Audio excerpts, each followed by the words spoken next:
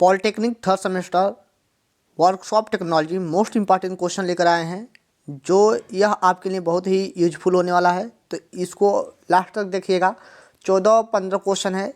यदि इस लेक्चर को देख लेते हैं तो यहाँ से आपका कम से कम 25 से 30 नंबर पक्के हो जाएंगे। 25 से 30 नंबर आसानी से मिल जाएगा।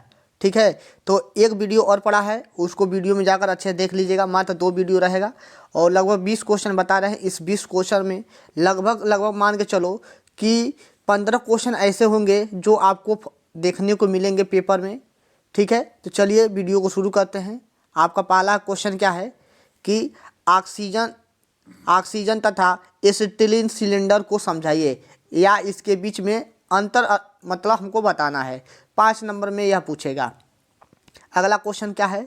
अगला क्वेश्चन है कि गैस बिल्डिंग की विधि को समझाना है। ठीक है, गैस बिल्डिंग कैसे करते हैं इसके पूरे विधि को समझाना है अच्छे से और चित्र के माध्यम से समझाना है। चलिए अगला क्वेश्चन है आपका। अगला क्वेश्चन कि यहाँ पर दिया है उच्च दाब बिल्डिंग तथा निम्न दाब गैस बिल्डिंग में अंतर। ठीक है, उच्च दाब बिल्डिंग तथा निम्न दाब गैस बिल्डिंग में अंतर बताना है, जो कि यह आपको 5 नंबर में देखने को मिलेगा। तो वेरी मोस्ट इम्पॉर्टेंट क्वेश्चन ही है, आपको बता रहे हैं। चलिए अगला क्वेश्चन क्या है? यह क्वेश्चन इस बार ज़रूर देखने को मिलेगा, क्योंकि कई साल से इसको दोहराया नहीं है, तो इस बार जरूर दोहराएगा कि यक्स किरणें तथा गामा किरणें की परीक्षण विधि की तुलना कीजिए। ठीक है, यक्स किरणें और गामा किरणें के विधि में के बारे में आप लोग अच्छे से पढ़ लेना और इसके बीच में जो तुलना है उसको पढ़ लेना। ठीक है, इंपॉर्टेंट क्वेश्चन है। अगला है आपका गैस बिल्डिंग के प्रकार और दोष क्या क्या हैं, इसको बताना है 5 नंबर में। अगला दिया है कि एक बिल्डिंग आर्क में धातु स्थानांतरण अभिलक्षणों को समझाइए। ठीक है, अभिलक्षणों को हमको समझाना है। इसको प्रभावित करने वाले प्रचकों को बताइए। ठीक है, तो इम्पॉर्टेंट क्वेश्चन है, देख लीजिए। यहाँ पर 2008 में पूछा गया है। ठीक है, तो हमें आर्क बिल्डिंग बताना है और धातु स्थानांतरण यानी कि धातु किस धातु का प्रयोग किया जाता है आर्क बिल्डिंग करते समय, कौन सा किस धातु का रहता है जो बिल्डिंग किया जाता है, तो इसके बारे में हमको पूरा अच्छे से एक्सप्लेन करना है। तो इम्पॉर्टेंट क्वेश्चन है, देखने को ज़रूर मिलेगा। आर्क बिल्डिंग या तो मिलेगा या गैस बिल्डिंग, यह तो इम्पॉर्टेंट ही इम्पॉर्टेंट है।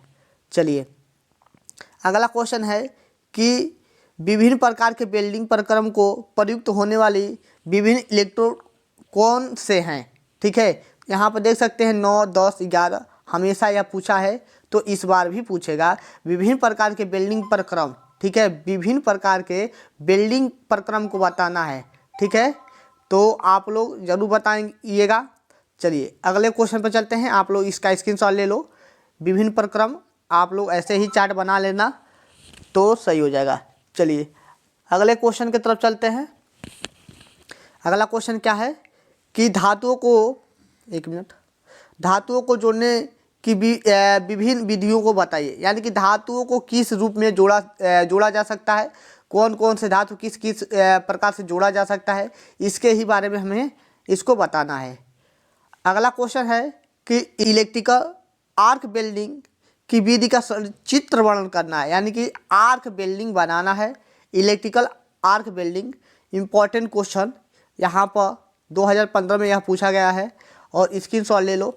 कैसे इसका चित्र बनाओगे, एकदम सरल तरीके में, ज़्यादा मतलब इसको डिजाइन करके मत बनाना, जैसे है यह बनाया वैसे ही बनाना। ठीक है, सरल और सस्ता पड़ेगा ऐसे बनाओगे तो। चलिए और अगला क्वेश्चन यहाँ पर यह भी इम्पॉर्टेंट क्वेश्चन है कि थर्मिट बिल्डिंग से आप क्या समझते हैं। ठीक है, थर्मिट बिल्डिंग से आप क्या समझते हैं, इम्पॉर्टेंट क्वेश्चन है, इसके परिचय उसे बता देना। और यहाँ पर है मिग तथा टिग बिल्डिंग में अंतर क्या है। ठीक है, एक मिनट, सॉरी, मिग तथा टिग में अंतर क्या है, अच्छा क्वेश्चन है। कैसे क्या क्या इसके बीच में अंतर हो सकता है यही बताना है। AC DC, किस में AC लगता है, किस में DC लगता है। ठीक है, इसमें किस प्रकार के छड़ का, यानी कि जिस धातु को वेल्डिंग करते हैं तो किस धातु का छड़ का प्रयोग किया जाता है। तो इसी तरह से बताना है। और इसका मतलब टिक में करेंगे तो यह अपेक्षा मतलब मजबूत होगा कि मिग की अपेक्षा कमज़ोर होगा कि टिक की अपेक्षा मजबूत होगा, यही सब बताना है। और अगला क्वेश्चन है यहाँ पर दिया है, 1 मिनट। विभिन्न प्रकार के वेल्डिंग की विधि बताइए। विभिन्न प्रकार के वेल्डिंग कौन कौन से वेल्डिंग होते हैं, इनके विधि को बताना है। तो प्रतिरोध वेल्डिंग होता है, थर्मिट वेल्डिंग होता है, आर्क वेल्डिंग होता है। यहाँ पर दिखा दिए हैं इसका आंसर के साथ, प्रतिरोध welding, thermic welding, arc welding, और इसके बारे में छोटा छोटा लिख देना। उसके बाद से गैस वेल्डिंग, ठोस अवस्था वेल्डिंग, नवीनतम वेल्डिंग, वेल्डिंग से संबंधित प्रक्रम, यही सब है आपका। ठीक है, तो एक बार स्क्रीनशॉट ले लेना, छोटा कर देते हैं। चलिए अगला क्वेश्चन, इम्पॉर्टेंट क्वेश्चन और आखिरी क्वेश्चन है। दिया क्या है कि वेल्डिंग प्रक्रम को वर्णन कीजिए, ठीक है, और इनका अंतर बताइए। वेल्डिंग प्रक्रम का वर्णन करना है और अंतर बताना है। तो यहाँ पर हम लोग लेके चलेंगे वेल्डिंग, और उष्मा का प्रयोग किया जाता है, बिना उष्मा का प्रयोग किए। बिना उष्मा में 2 आता है, ठंडा वेल्डिंग और पार्श्व वेल्डिंग होता है। ठीक है, तो ऐसे ही आप लोग चित्र के माध्यम से, ग्राफ के माध्यम से जैसे बनाए हैं वैसे बना लेना। यहाँ पर छोटा कर देते हैं और स्क्रीनशॉट ले लेना।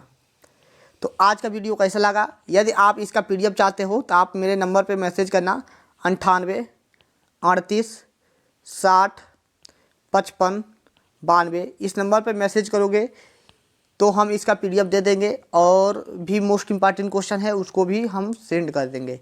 आप लोग अच्छे से पढ़ लीजिएगा। आज के लिए बस इतना ही। ओके बाय, जय हिंद साथियों।